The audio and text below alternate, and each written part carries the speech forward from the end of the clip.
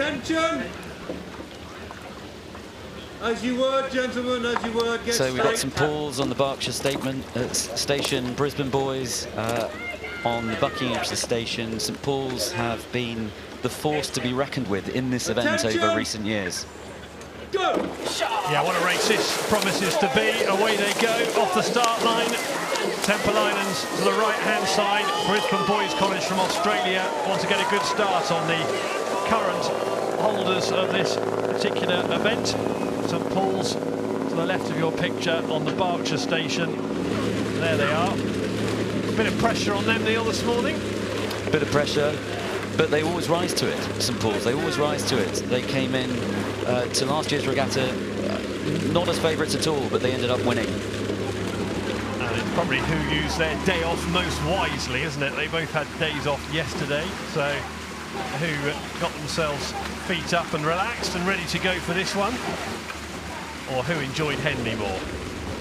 I think both crews will have been very focused on preparation for this race today. You can see the Brisbane Boys, it's a big, strong crew. St Paul's by comparison, there are one or two, much younger oarsmen in the St Paul's crew, and you can see this is babble to babble right now.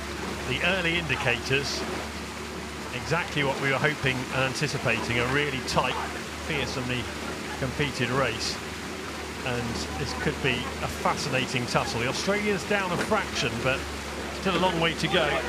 And this is a quarter-final, so we're finding out who has the right to go against Shiplake or Marin of the USA in the semi-final tomorrow. We'll find out at 2:15 when those two boats are on the water. Shiplake local, Marin from the USA. One of them will be lining up in the semi-finals. Let's find out who.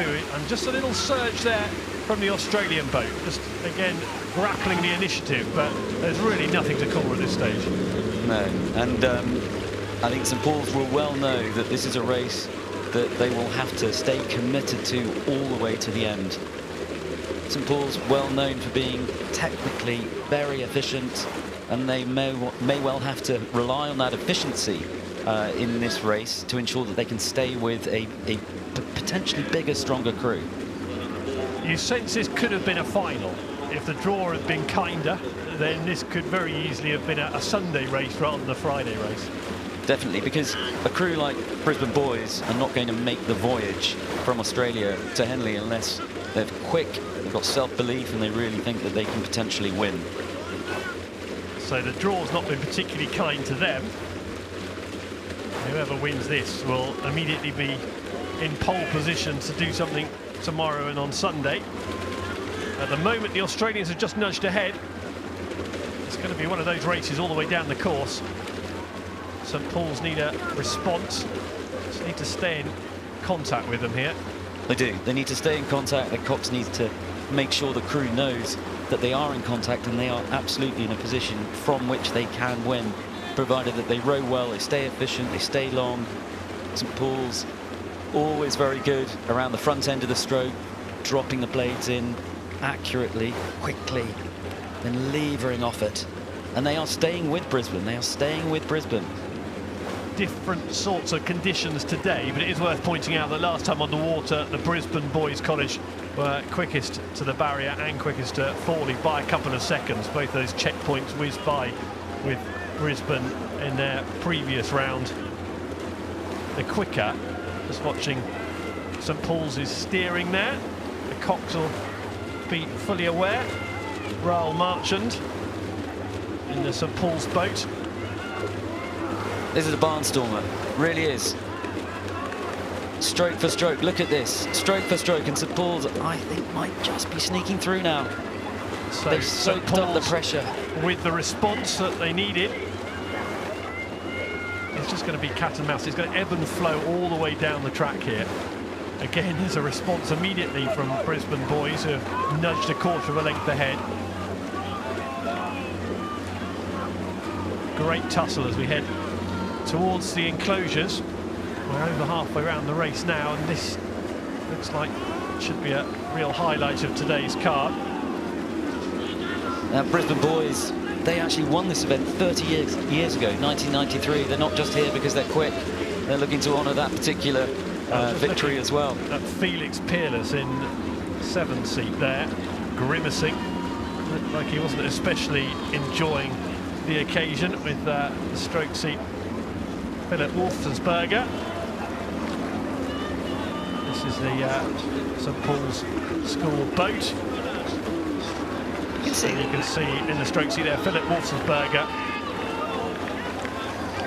Such a close race. Such a close race, and what was telling about that shot was that the St Paul's boys still looked quite relaxed, quite controlled, composed. They weren't phased. And they've had another push, and they've nudged ahead again, half a length, and the Australians will have to find something more. In front of the enclosures, you'll hear the atmosphere in the background. It's busy on the Berkshire bank of the Thames now, and they're in for a real treat. Another glance over the shoulder from Baumann. Xavier Rubens in the Brisbane Boys College boat, you can see there. He's looking again. He needs to stay focused on what's going on in his boat and leave the cops to do that bit. He does, absolutely. But I know why he's looking. Yes.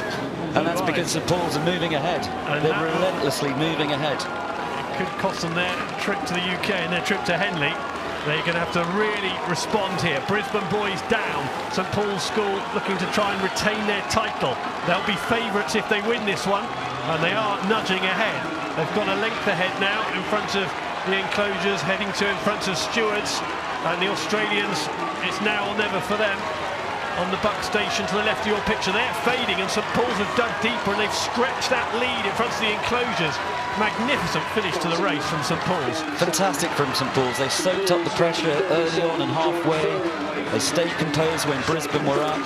They know what it takes to win here, and they've demonstrated that perfectly today. They've had to produce everything. They've had to dig deep, and through they go. St Paul's School through to the semi-finals of the Princess Elizabeth Challenge Cup. In the end, the Australians beaten comfortably, but that doesn't tell the story of the race at all. For 3/4 of the race, that was a humdinger. Fantastic performance by St Paul's.